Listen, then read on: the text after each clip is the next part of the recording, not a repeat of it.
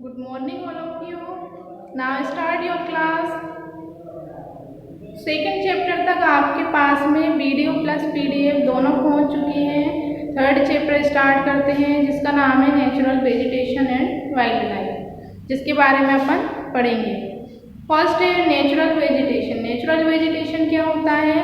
तो in many parts of the world the physical environment favors the growth of a large variety of plants. The plants which grow naturally are known as natural vegetation.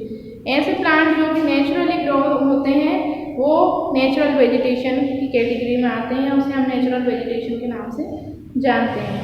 The original natural vegetation of the earth has been modified by human being. जो original natural vegetation है उसको अर्थ पर human being के द्वारा modified कर दिया जाता है।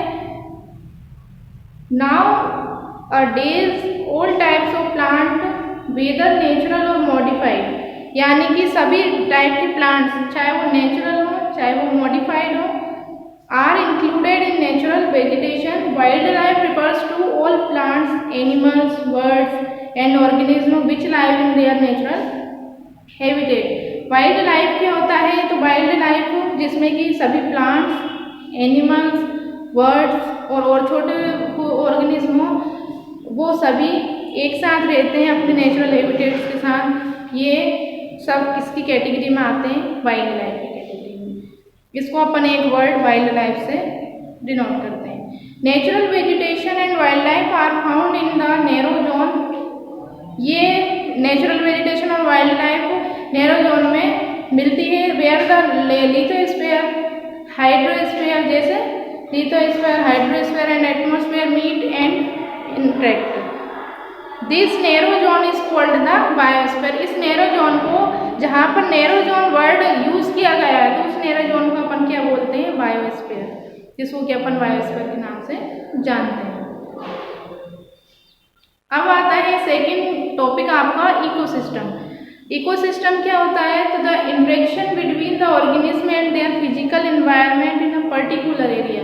एक पर्टिकुलर एरिया में फिजिकल एनवायरनमेंट के साथ में जब ऑर्गेनिज्म आपस में इंटरेक्ट होते हैं तो ऐसे सिस्टम को इकोसिस्टम के नाम से अपन जानते हैं। ठीक है। अब है classification and distribution of natural vegetation. Natural vegetation का क्लासिफिकेशन यानी वर्गीकरण किस तरह से किया जाता है? तो ये अपन पढ़ेंगे। Plants need air, water, sunlight and nutrients. सभी जानते हैं, अपन ने प्रीवियस क्लास में भी रीड किया हुआ है कि जो प्लांट्स होते हैं इनको ग्रो होने के लिए सबसे ज़्यादा इम्पोर्टेंट चीज़ें क्या होती हैं? प्लांट्स जो होते हैं वो अपना फूड प्रिपेयर करते हैं। वो किसके थ्रू अपना फूड प्रिपेयर करते हैं? सभी जानते हैं, फोटोसिंथेसिस। तो फोटोसिंथेसिस उनकी फूड प्रिपरेशन प्रोसेस है। तो उसके लिए फोटोसिंथेसिस के लिए सबसे ज़्यादा इम्पोर्टेंट क्या चीज़ें होती हैं? क्या इनके उसके कंटेंट है? Air, water, sunlight and nutrients, या मिनरल्स भी बोल सकते हैं। मिनरल्स उसको कहाँ से मिलते हैं? सॉइल से। ठीक है। The growth of vegetation is mainly controlled by temperature and moisture. जो अगर नेचुरल ग्रोथ प्लांट की हो रही है तो उसको सबसे ज़्यादा इफेक्ट क्या चीज़ करती है? टेम्परेचर और मॉइस्चर। ठीक है। फॉरेस्ट मतलब नेचुरल वेजिटेशन को अपन 3 पार्ट्स में डिवाइड कर सकते हैं। फर्स्ट है forest, second grasslands, third shrubs. Forest तो the cluster of trees which grow close to each other. अपन ने देखा ही है कि फॉरेस्ट कैसा होता है? जंगल कैसा होता है? घना। ठीक है। तो उसमें वो घना कैसे होता है? क्योंकि उसमें जो ट्रीज होते हैं वो पास पास ही तो लगे हुए होते हैं। तो यही इसकी डेफिनेशन है। The cluster of trees, cluster का मीन्स है यहाँ पर ग्रुपिंग। ग्रुपिंग से which grow close to each other, यानी कि एक दूसरे के पास पास ग्रो होते हैं, वो क्या कहलाते हैं? Forest. They grow in hot and humid climate. वो बहुत ज़्यादा नज़दीक होते हैं, उनमें एयर पास भी नहीं हो सकती, बहुत कम मात्रा में इधर से उधर जा पाती है। तो इसलिए वहाँ का जो क्लाइमेट होता है वो हॉट होता है, यानी कि बहुत ज़्यादा गर्म होता है। ठीक है। नेक्स्ट टॉपिक है आपका grassland. The location and extent of the grassland depend on the total amount of rainfall and its seasonal distribution. मतलब कि जो किसी भी जगह की जो लोकेशन है वो किस पर डिपेंड करती है, रेनफॉल पर. As the amount of rainfall decreases, अगर रेनफॉल का अमाउंट है वो डिक्रीज होता है, the forest cover become less dense and grasses grow between the scattered trees. The grassland cover about half of the area of the world. Grassland जो है वो world का आधा हिस्सा कवर किए हुए है, ठीक है, excluding Antarctica. The grassland of the world are broadly classified into two major type.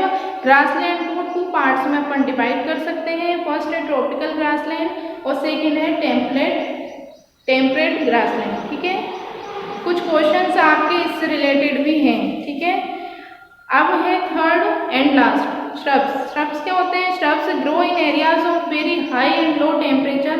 Shrubs जो होते हैं वो ऐसे एरिया पर ग्रो होते हैं जहाँ का कि टेम्परेचर बहुत ज़्यादा हाई या फिर लो होता है, एंड बहुत ज़्यादा लो होता है, एंड स्कैंटी रेनफॉल. जहाँ पर स्कैंटी रेनफॉल होती है, such they are found either is hot desert और is very cold region like the tundra. अब है नेक्स्ट टॉपिक आपका conservation of natural vegetation. Natural vegetation का कंजर्वेशन किस तरीके से किया जा सकता है? ये human being have destroyed much of natural vegetation, burning, clearing and felling trees for fuel. अपन अपनी ज़रूरतों को पूरा करने के लिए धीरे धीरे नेचुरल वेजिटेशन को ख़त्म ही करते जा रहे हैं. बर्निंग, जंगलों को जला दिया जाता है, क्लियरिंग, साफ कर दिया जाता है, felling trees for fuel, fuel के लिए अपन उससे उन लकड़ियों का यूज़ कर लेते हैं, और to make way for agriculture industry, agriculture industry बनाने के लिए अपन उस जगह को साफ कर देते हैं. And settlements are the main causes for its destruction. The removal of forest cover is called deforestation. Deforestation क्या होता है कि फॉरेस्ट को कंप्लीटली रिमूव कर देना या जो ट्रीज होती हैं उनको कट कर देना, ये डिफॉरेस्टेशन कहलाता है. ठीक है,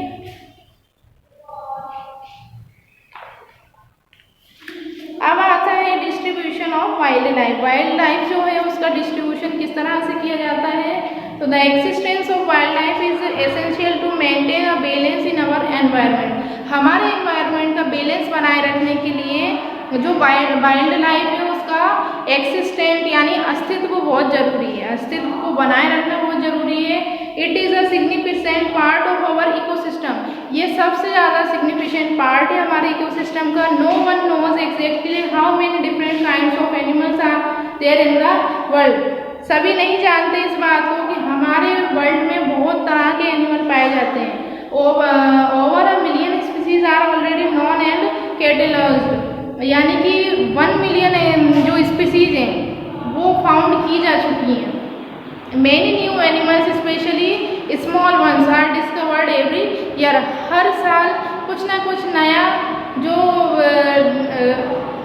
एनिमल्स है वो अपन को जानने में आता है. ठीक है,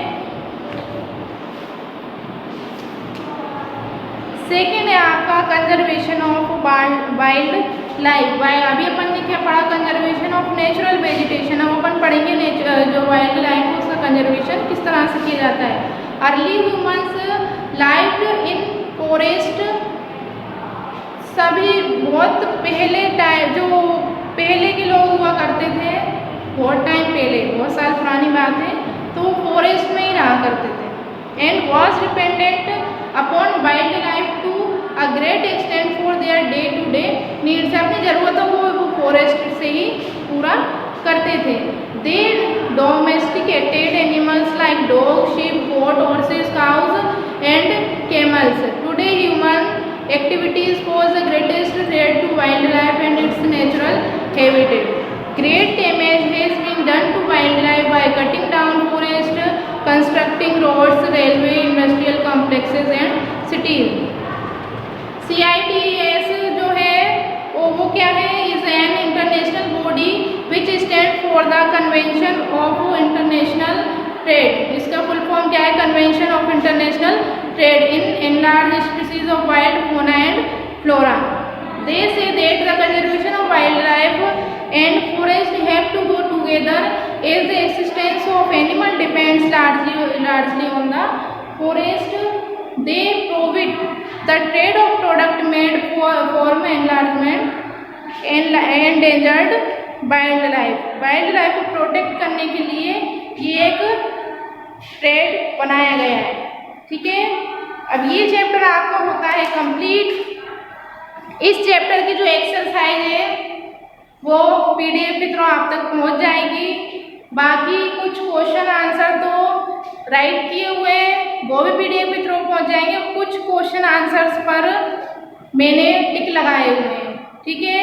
तो क्वेश्चंस जो है, क्वेश्चंस के आगे पेज नंबर भी लिखे हुए हैं और उसके बाद में जो बुक है, बुक में भी टॉपिक वाइज मैंने टिक किया हुआ है। जैसे कि जो ई हेडिंग है उसका second question, distinguish between tropical and temperate grassland, ये है ना। तो ये 19 पेज नंबर पे है। इसमें मैंने पॉइंट 1, पॉइंट 2, पॉइंट 1, पॉइंट 2 ऐसे करके डाले हुए हैं। तो वहाँ आपको क्या करना है? डिवाइडेशन करके लिखना है। यानी कि एक साइड आप लिखेंगे ट्रॉपिकल ग्रासलैंड और एक साइड आप लिखेंगे टेम्परेट ग्रासलैंड। उसके बाद जहाँ पर पॉइंट 1 लिखा हुआ है किसमें? ट्रॉपिकल में, तो आप ट्रॉपिकल वाले पोर्शन में लिख लेंगे कॉलम में। जहाँ पर टेम्परेट लिखा हुआ है वहाँ पर आप टेम्परेट वाले कॉलम में लिखेंगे। फिर आता है सेकंड पॉइंट, तो सेकंड पॉइंट पहले कौन से कॉलम में लिखेंगे? ट्रॉपिकल में, फिर लिखेंगे टेम्परेट में, ठीक है। इसी तरीके से आपको 2 पॉइंट्स लिखना है इसमें। नेक्स्ट क्वेश्चन है उसमें भी पेज नंबर डला हुआ है, प्लस टॉपिक पर भी टिक किया हुआ है, तो आपको कंफ्यूज नहीं होना और इसी तरीके से आपको लिखना है, ठीक है। आज के लिए इतना ही, फिर मिलते हैं नेक्स्ट वीडियो में नेक्स्ट चैप्टर के साथ। तब तक के लिए गुड बाय।